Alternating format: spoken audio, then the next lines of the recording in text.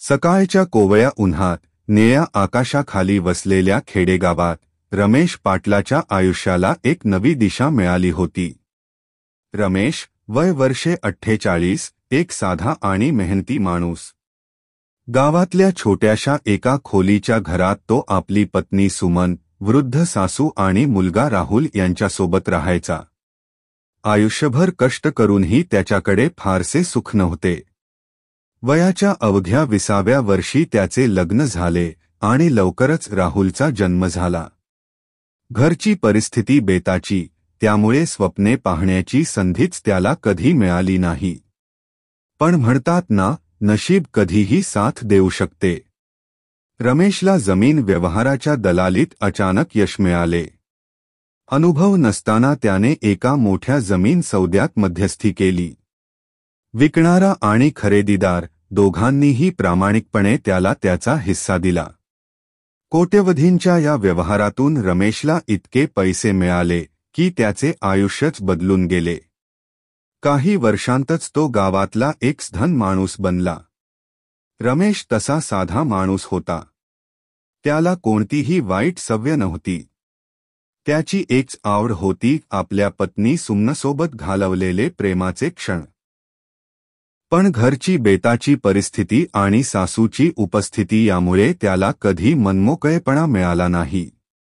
आता मात्र पैशाच्या जोरावर त्याने आपले स्वप्न पूर्ण केले. त्याने गावात मोठे घर बांधले, राहुलचे लग्न थाटात उरकले आणि स्वतःसाठी स्वतंत्र खोलीची व्यवस्था केली. राहुलचे लग्न होऊन 8-9 महिने झाले होते. तो शहरात नोकरीला लागला होता. चांगला पगार, पण घरापासून दूर राहावे लागायचे. त्यामुळे त्याने आपली नवविवाहित पत्नी प्रिया हिला आईवडिलांच्या स्वाधीन केली आणि स्वतःच्या करिअरच्या मागे लागला. प्रिया, एक सोजवळ आणि समजूतदार सून, घरात सासूसास्यांसोबत गुण्यागोविंदाने राहायची. रमेश आणि सुमन आता स्वतंत्र खोलीत आपले वैवाहिक सुख अनुभवत होते. रमेशला आपल्या पत्नीच्या समाधानाची काळजी होती. तो आधुनिक औषधांचा वापर करून स्वतःला तंदुरुस्त ठेवायचा. त्याचा आवडता ब्रँड होता पॉवर प्लस जेली. 2-3 दिवसाआड त्याला सुमनसोबत जवळीक साधायची इच्छा व्हायची. सुमनला सुरुवातीला याची सवय नव्हती आणि एकदा तर ती रागाने माहेरीही गेली होती. पण आता तिला रमेशच्या या सवयीची सवय झाली होती. एके दिवशी दुपारच्या वेळी रमेश आणि सुमन आपल्या खोलीत एकांतात होते. दरवाजा किंचित उघडाच राहिला होता. दोघेही एकमेकांत रम्माण झाले होते. सुमनच्या सौंदर्याने आणि रमेशच्या उत्साहाने खोलीत एक वेगळाच माहोल तयार झाला होता. पण त्याच वेळी दाराच्या फटीतून प्रियाने हा प्रसंग पाहिला. ती अवाक झाली. सासूसास्यांचे हे रूप तिच्यासाठी अनपेक्षित होते. तिच्या मनात विचारांचे काहूर उठले.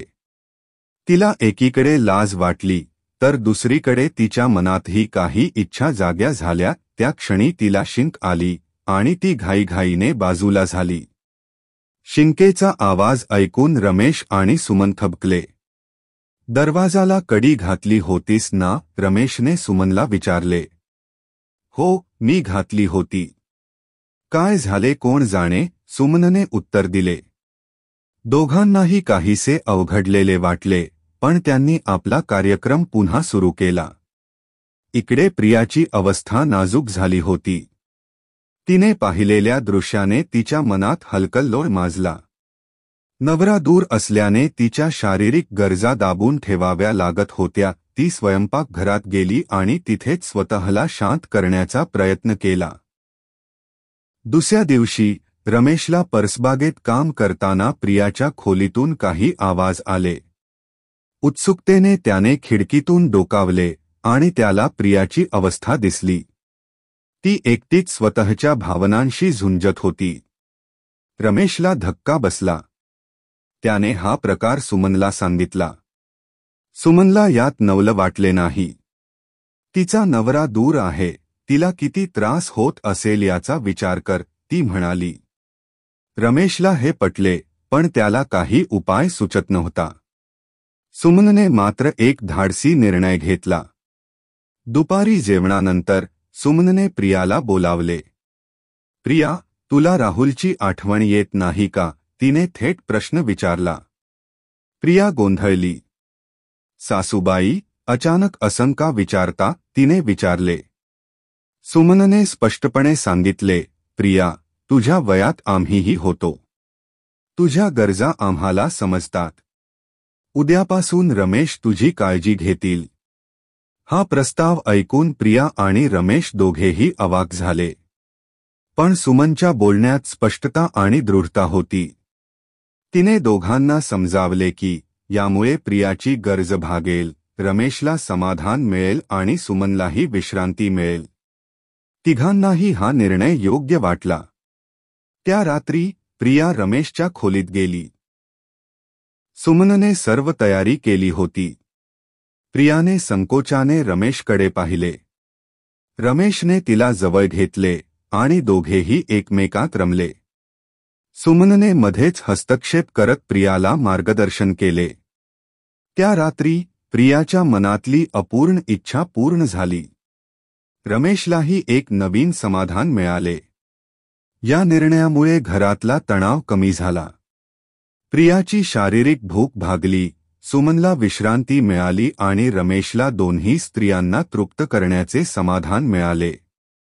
समाजाच्या नियमांना धुडकावून हा निर्णय घेतला गेला, पण यामुळे घराची अब्रू आणि प्रियाचा संसार टिकला. रमेश मनोमनी सुमनच्या मोठेपणाला सलाम करत होता. खालील कथा तुमच्या मूळ कथेच्या पुढील भागाची रचना आहे, जी नवीन पात्रे, नावे आणि ठिकाणांसह लिहिली आहे. मूळ कथेचा भाव आणि रंजकता कायम ठेवत भाषा सुसंस्कृत आणि प्रवाही ठेवली आहे. कथेचा पुढील भाग रमेश, सुमन आणि प्रियाच्या आयुष्यातील नवीन वळण आणि त्यांच्या निर्णयांचे परिणाम दाखवतो. रमेश, सुमन आणि प्रियाच्या आयुष्यात आता एक नवीन समतोल निर्माण झाला होता. सुमनच्या धाडसी निर्णयाने घरातला तणाव कमी झाला होता आणि तिघेही आपापल्या गरजा आणि जबाबदाऱ्या यांच्यात संतुलन साधत होते. गावातल्या खेडेगावात पाटलांच्या मोठ्या घरात आता शांतता आणि समाधान नांदत होते. पण आयुष्य कधीच सरळ रेषेत चालत नाही आणि लवकरच काही नवीन आव्हाने समोर आली. रमेश आता आपला वेळ प्रिया आणि सुमन यांच्यासोबत विभागत होता. सुमनला या व्यवस्थेमुळे विश्रांती मिळाली होती, तर प्रियाच्या मनातली अस्वस्थता कमी झाली होती. तिच्या चेहऱ्यावर आता एक वेगळीच चमक दिसायची. पण हे सगळं गुप्त ठेवणं सोपं नव्हतं. गावातल्या लोकांच्या नजरा आणि कुजबुजण्याची भीती सतत तिघांच्या मनात होती. एके दिवशी प्रियाची मैत्रीण स्मिता गावातून परत आली. स्मिता आणि प्रिया शाळेपासूनच्या जिवलग मैत्रिणी होत्या. स्मिताने प्रियाच्या चेहऱ्यावरची तजेला आणि आत्मविश्वास पाहून आश्चर्य व्यक्त केलं. प्रिया, तुझा नवरा तर शहरात आहे, मग ही चमक कुठून? स्मिताने चिडवत विचारलं. प्रिया गोंधळली आणि विषय बदलण्याचा प्रयत्न केला, पण स्मिताच्या मनात शंका निर्माण झाली. इकडे रमेश आपल्या जमीन व्यवहाराच्या कामात व्यस्त होता. त्याच्या यशाने गावातले काही लोक हेवा करायचे. गावातल्या एका गटाने रमेशच्या घरावर नजर ठेवायला सुरुवात केली. त्यांना वाटायचं, रमेशच्या अचानक श्रीमंतीमागे काहीतरी गूढ आहे. या सगळ्यात प्रियाच्या हालचालींवरही काही जणांचं लक्ष गेलं. एक संध्याकाळी स्मिता प्रियाला भेटायला घरी आली. त्या दोघी परसबागेत गप्पा मारत होत्या. रमेश तिथेच बागेत काम करत होता. स्मिताने रमेशकडे पाहिलं आणि प्रियाला विचारलं, तुझे सासरे इतके तंदुरुस्त कसे काय? आणि तू ही सासूसास्यांशी इतकी जवळीक कशी ठेवतेस? प्रियाच्या चेहऱ्यावर घबराट दिसली. तिने हसून विषय टाळण्याचा प्रयत्न केला, पण स्मिताच्या डोक्यात शंका खोलवर रुजली. त्या रात्री स्मिताने गावातल्या काही मैत्रिणींशी गप्पा मारल्या. तिच्या बोलण्यातून रमेश आणि प्रियाच्या जवळीकीबद्दल चुकीच्या अफवा पसरायला लागल्या. गावातल्या काही जणांनी या गोष्टीला खतपाणी घातलं. रमेश पाटलाच्या घरात काहीतरी गडबड आहे, अशी कुजबूज सुरू झाली. सुमनला या अफवांची कुणकुण लागली. ती एक समजूतदार आणि हुशार बाई होती. तिने रमेश आणि प्रियाला बोलावलं आणि म्हणाली, आपण कितीही गुप्तपणा ठेवला तरी गावातल्या लोकांच्या नजरेतून काही सुटत नाही. आता आपल्याला काहीतरी करावं लागेल. रमेश घाबरला. पण सुमन, आता काय उपाय, त्याने विचारलं. सुमनने शांतपणे सांगितलं, प्रियाला तिच्या माहेरी काही काळासाठी पाठवू. राहुलला बोलावून त्याला सगळं सांगू. जर राहुलला आपला निर्णय मान्य असेल तर तो प्रियाला परत घेऊन येईल. नाहीतर आपण दुसरा मार्ग शोधू. प्रियाला ही कल्पना आवडली नाही, पण तिलाही गावातल्या अफवांची भीती वाटत होती. ती माहेरी जायला तयार झाली. रमेशने राहुलला फोन केला आणि घरी येण्याची विनंती केली. राहुल 2 आठवड्यांनी गावात परतला. सुमनने त्याला एकट्याला घेऊन सगळी हकीकत सांगितली. सुरुवातीला राहुलला धक्का बसला, पण त्याने आपल्या आईच्या समजूतदारपणाचं कौतुक केलं. आई, तुम्ही प्रियाचा संसार वाचवला. पण आता मीच तिची काळजी घेईन, तो म्हणाला. राहुल प्रियाला भेटायला तिच्या माहेरी गेला. त्याने तिला सगळं समजावलं आणि म्हणाला, प्रिया, मला तुझी परिस्थिती समजते. आता मी तुझ्यासोबत राहण्याचा प्रयत्न करेन. आपण शहरात एकत्र राहू. प्रियाला राहुलचा हा निर्णय आवडला. ती त्याच्यासोबत शहरात जायला तयार झाली. रमेश आणि सुमन यांनी प्रियाला निरोप दिला. गावातल्या अफवा हळूहळू थांबल्या, कारण प्रिया आता गावात नव्हती. रमेश आणि सुमन पुन्हा आपल्या आयुष्याकडे वळले. रमेशने आपला व्यवसाय वाढवला, तर सुमनने गावातल्या महिलांसाठी एक छोटीशी कार्यशाळा सुरू केली, जिथे त्या स्वावलंबी बनण्याचे धडे शिकायच्या. प्रिया आणि राहुल शहरात एका छोट्याशा पण सुखी आयुष्याला सुरुवात केली.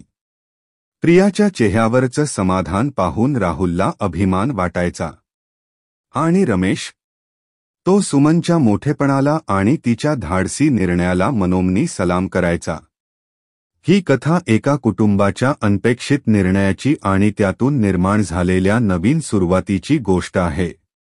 आयुष्यात कधी कधी कठीण निर्णय घ्यावे लागतात, पण प्रेम आणि समजूतदारपणाने प्रत्येक संकटावर मात करता येते. तुम्हाला ही कथा कशी वाटली? तुमचे मत नक्की कळवा. आणि अशाच रंजक कथांसाठी आमच्या चॅनेलला सबस्क्राईब करायला विसरू नका.